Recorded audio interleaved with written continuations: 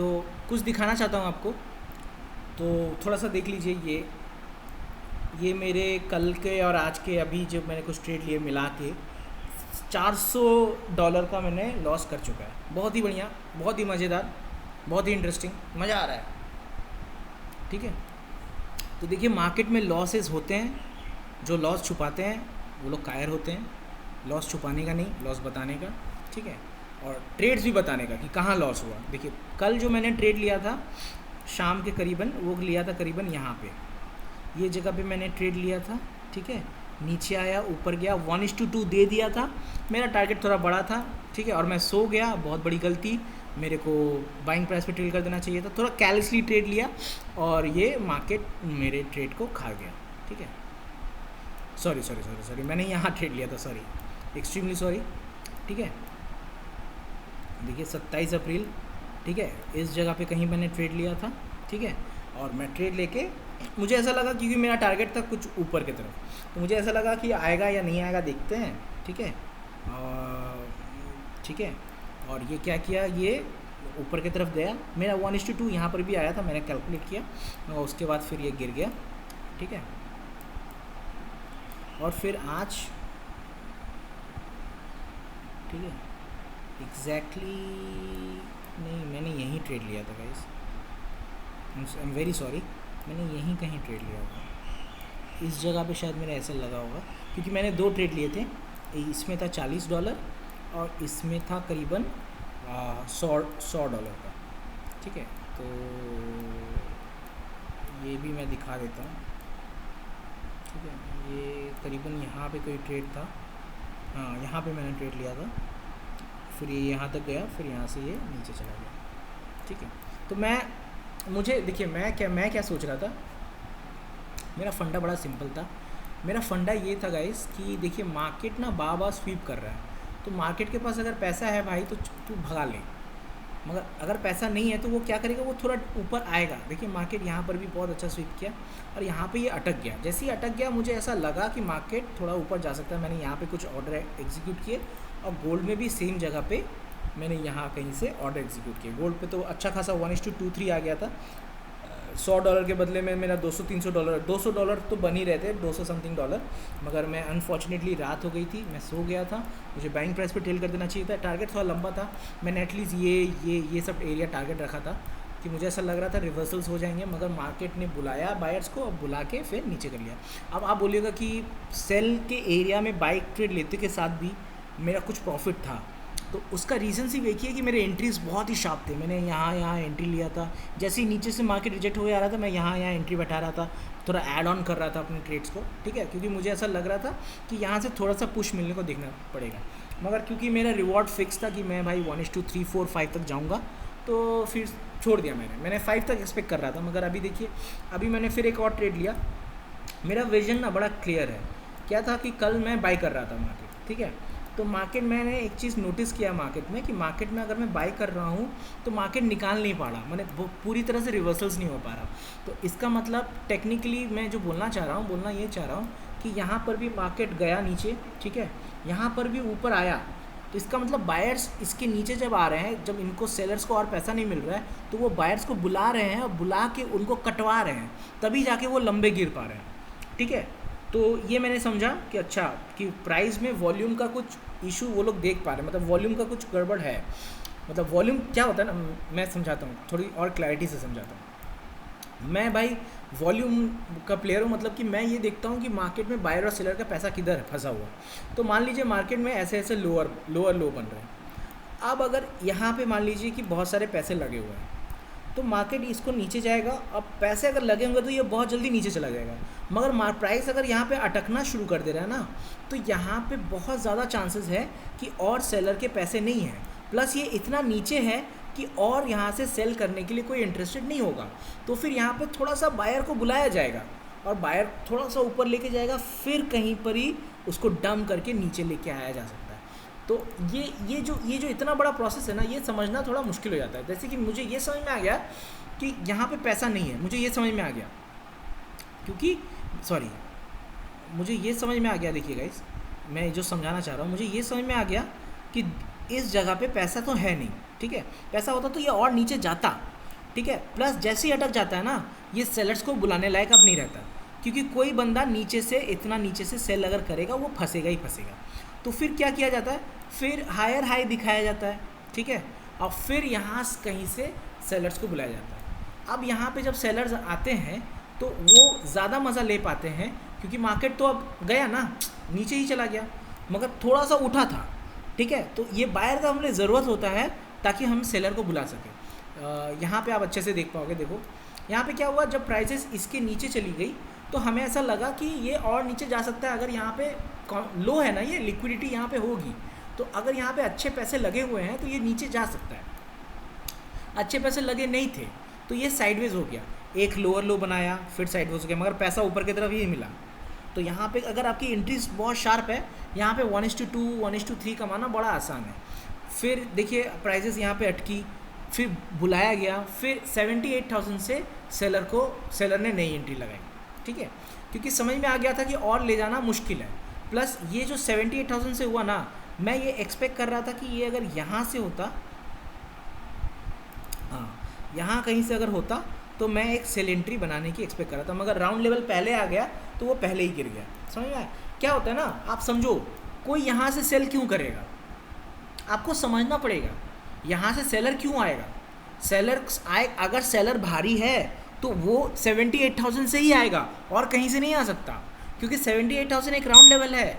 अगर ये वाले सेलर, मेरा बात समझो, ये वाले सेलर अगर डोमिनेंट है मेरे भाई, ये वाले सेलर अगर अभी तक मार्केट को लीव नहीं किए हैं, क्योंकि मार्केट गिर रहा कहाँ से, ऊपर से गिर रहा है ना, ऊपर से गिर रहा है, मार्केट नीचे से ऊपर आया है और ऊपर से गिर रहा है। तो इसका मतलब क्या कि ये एरिया में अच्छे खासे सेलर्स एक्टिवली पार्टिसिपेट किए होंगे। समझ में आया, तो एक्टिवली पार्टिसिपेट किए होंगे। तो अब यहाँ पे जो लोग नहीं पार्टिसिपेट कर पाए इतना गिरावट के बाद, वो लोग चाहेंगे ना कि प्राइसेस थोड़ा सा मोमेंटम ले ऊपर की तरफ, तो अपन जाएंगे, है ना। लोअर लो पे कोई नहीं आता, प्राइसेस रुक जाती है। अब यहाँ पे देखो कि क्या हुआ, मेरे लॉसेस क्यों हुए, देखो ध्यान से देखना। मैंने देखा कि मार्केट साइडवेज से फंसा हुआ है, फिर ऊपर की तरफ गया, ऊपर से फिर सेलर को बुला के नीचे लेके आया, फिर जैसे ही इसके नीचे आया, मैंने क्या बोला कि यहाँ पे सेलर्स एंट्री नहीं करेंगे, मेरी गलती थी। मैंने खुद बोला कि सेलर्स एंट्री नहीं करेंगे, और क्योंकि ये ऊपर से ऐसे टच करके आ गया था ये बना के। अभी आप देखो, मैं समझाने की कोशिश करता हूँ, थोड़ा सा ये हौच-पौच हो रहा है, बट समझने की कोशिश करो। देखो आया ना, दोबारा सेलर्स क्यों आए, इसके 50% से ही। डायरेक्शन देखियो, फिर मैं इसे यूज़ करता हूँ डायरेक्शन के लिए, आप डायरेक्शन समझो। 50% से ही दोबारा सेलर्स आए, और 50% में एक राउंड लेवल भी है, 77,500 400 का एक राउंड लेवल मिल गया हमें। तो और कुछ हमें नहीं चाहिए, राउंड लेवल मिल गया। देखिए 77,478 राउंड लेवल है, 500 के आसपास, ठीक है। आप टच करके आता तो बेटर होता, मगर यहाँ पे एक स्ट्रक्चर था तो आप शॉर्ट कर सकते थे।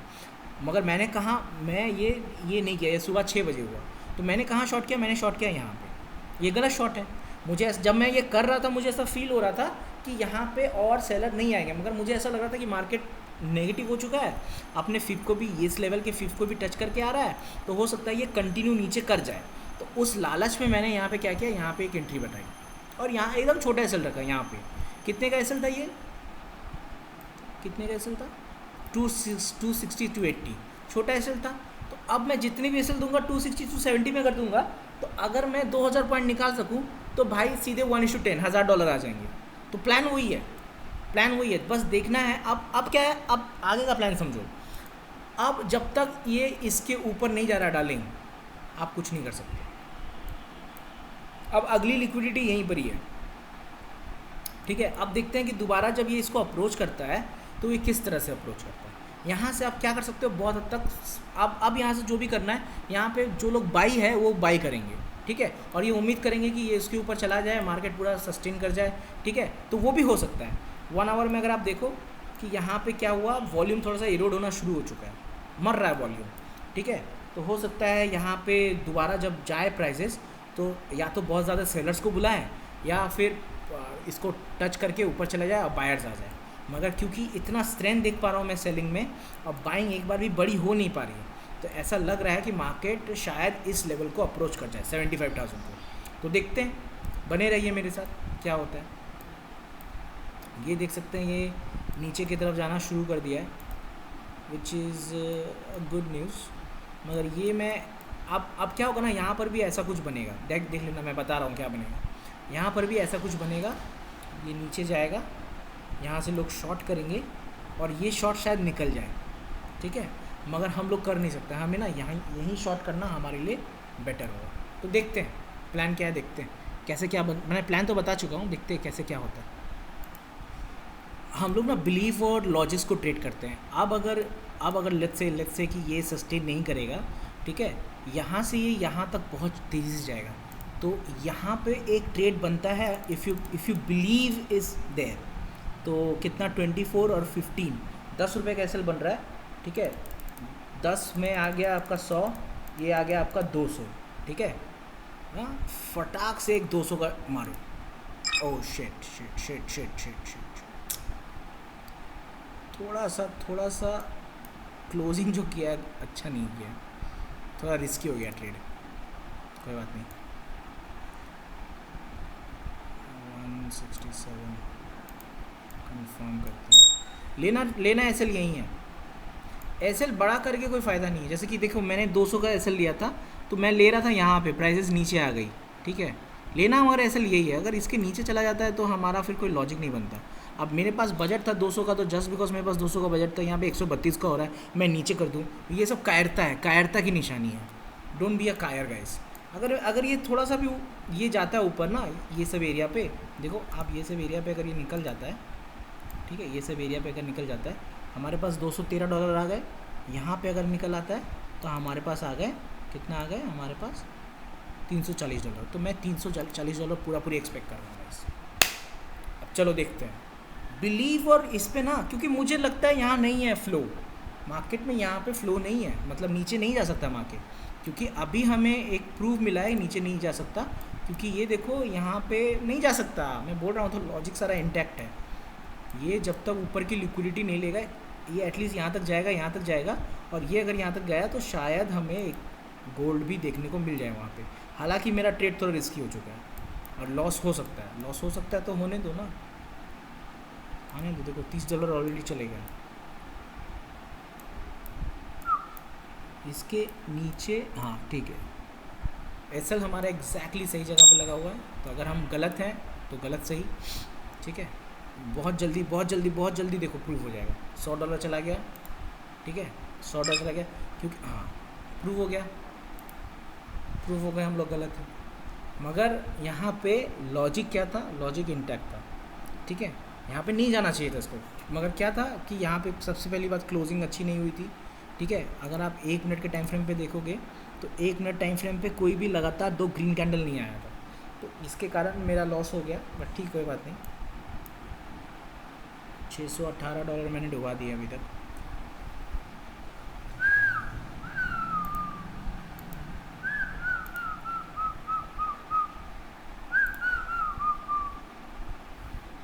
$1350, $1450,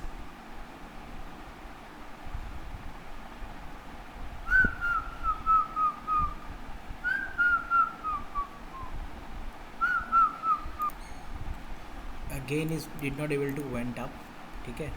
लॉसेस को थोड़ा चेक करते हैं, 2214, ठीक है। लॉसेस हमारे ठीक ठाक हो रहे हैं, ठीक है। हम थोड़ा जाते हैं $100 के लिए जाते हैं, ठीक है। बहुत ही क्विकली हमें यहाँ पे समझ में आएगा, दिखाता हूँ,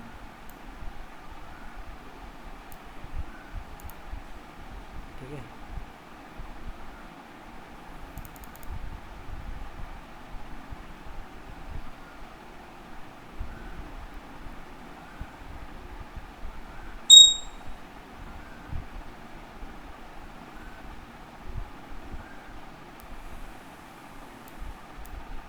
तो अगर मैं सही हूँ ना, तो ये जल्दी निकल जाना चाहिए प्राइस, फटाक से प्राइस निकल जाना चाहिए, और प्राइस आके अप्रोच करना चाहिए इस, पहला इस जगह पे, दूसरा इस जगह पे, प्राइसेस को आना चाहिए, ठीक है। थोड़ा अर्ली एंट्री है, क्योंकि 1 मिनट का टाइम फ्रेम पे समझ में आ रहा है जैसे कि ये प्राइस, ठीक है। Let's do it. थोड़ा फ्लो बेटर नहीं है, but still let's do it.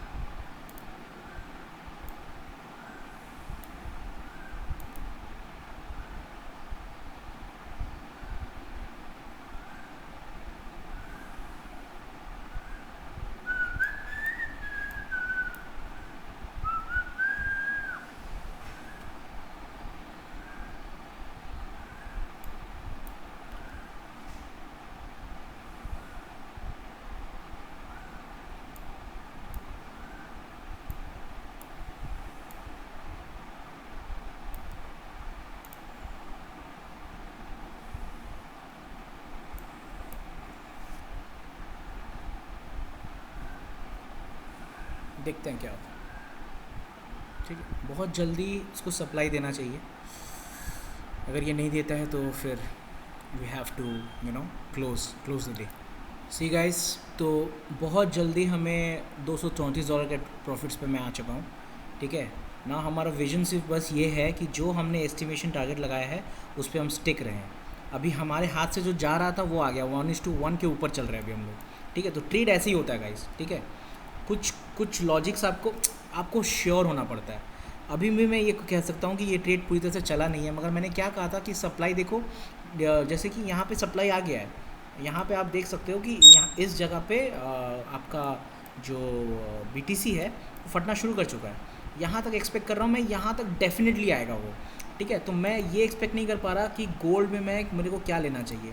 ठीक है, तो मुझे लग रहा है कि ये एरिया तो डेफिनेटली ब्रीच करेगा 4633। अगर ये ब्रीच करता है तो 4640 आना चाहिए।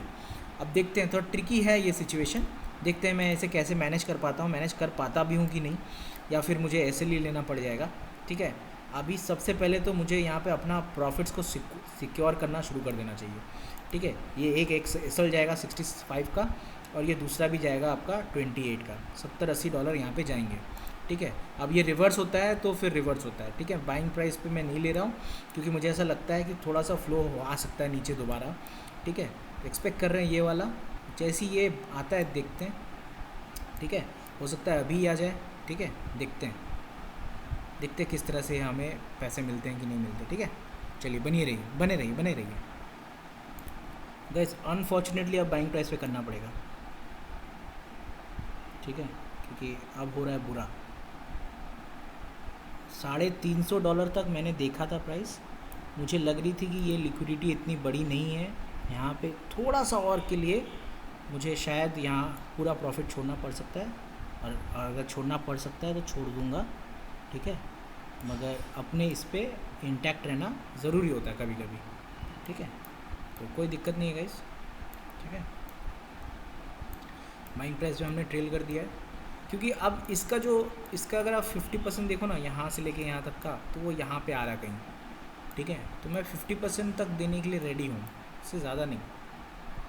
अगर यहाँ पे अगर 2-3 ग्रीन कैंडल आएंगे तो मैं यहाँ पे शिफ्ट कर दूँगा अपने प्रॉफिट्स को, मैं यहाँ शिफ्ट कर दूँगा, और फिर इसके लिए जाएंगे हम लोग। यहाँ पे इसने लिक्विडिटी लेके थोड़ी सी गड़बड़ कर दी है, लेना नहीं चाहिए। प्लस एक ट्रेड लाइन भी आ रहा है ऊपर से। ठीक है, देख सकते हो आप, देख लो, एक ट्रेड लाइन आ रहा है, यहाँ से एक ट्रेन लाइन आ रहा है। ठीक है, तो जा सकता है, हमारा पैसा डूब सकता है। अब कुछ लोग का कहना रहेगा कि अरे ले लेना चाहिए ये, ठीक है, कोई बात नहीं। मैं जिस तरह से देखता हूँ चार्ट को, मैं उस पर जाऊँगा। मुझे ऐसा लगता है कि ये लिक्विडिटी नहीं लेनी चाहिए, 50% पे या 50% के पहले ही प्राइस को यहाँ पे आ जाना चाहिए। अगर प्राइस यहाँ पे सप्लाई दे देता है मुझे, देखो प्राइस जा यहाँ भी सकता है, बट मैं डिमांड कर रहा हूँ यहाँ पे मुझे ये प्राइस दे दो।